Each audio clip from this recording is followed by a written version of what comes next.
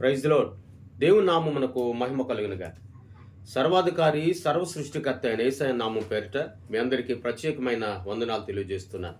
ప్రార్థన. పరమందాసీనుడానికి స్తోత్రాలు చెల్లిస్తూ ఉన్నాం.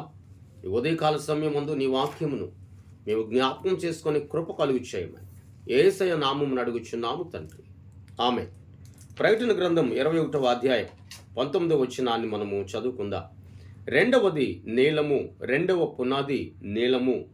ఈ నీలము అనే ఈ ముత్యము ఆకాశమునకు మరియు పరలోక రాజ్యమునకు సాదృశ్యముగా ఉన్నది.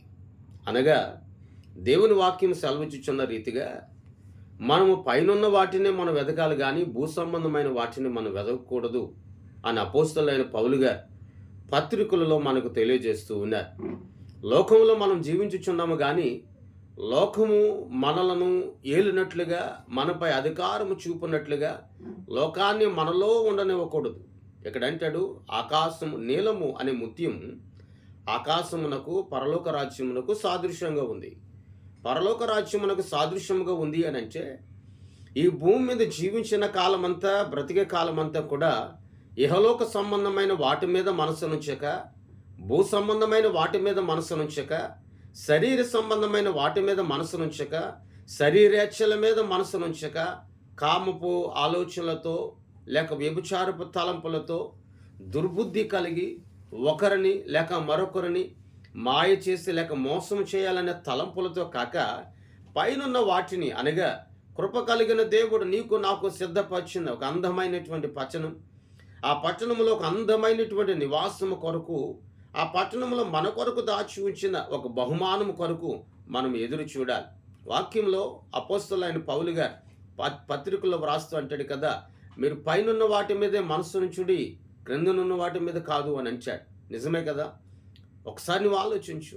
నీ జీవితంలో, నీ రక్షణ జీవితంలో, నీ క్రైస్తవ భక్తి కలిగిన జీవితంలో అనేక మార్లు, అనేక పర్యాయాలు, అనేక ఆపదల నుండి కానీ లేక అనేక రకాలైనటువంటి మరణపు అడుగులలో, మరణపు మార్గాల్లో నువ్వు నడిపింపబడుతున్నప్పుడు కూడా దాని నుండి దేవుడు నీకు క్షేమస్థితిని కలుగు చేశాడు.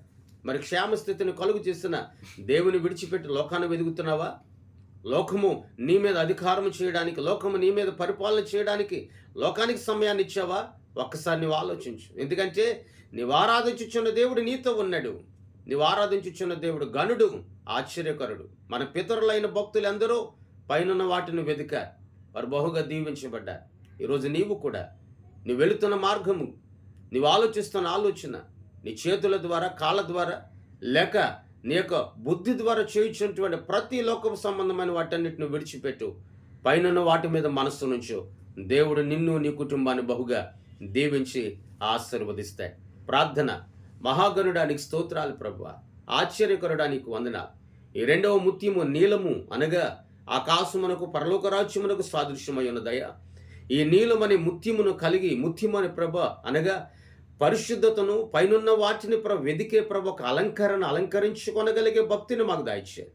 వినిన ప్రతి ఒక్కరిని మీరు ఆదరించి బలపరచండి, శక్తిని దయచేయండి, తోడై ఉండమని యేసయ్య నామమున అడుగుచున్నాము తండ్రి. ఆమేన్. పరలోకము దేవుని సన్నిధి నీకును నీ ఇంటి వారికి సదాకాలం తోడైండి నడిపించును గాక. ఆమేన్, ఆమేన్, ఆమేన్. మీ అందరికీ వందనాలు తెలియజేస్తూ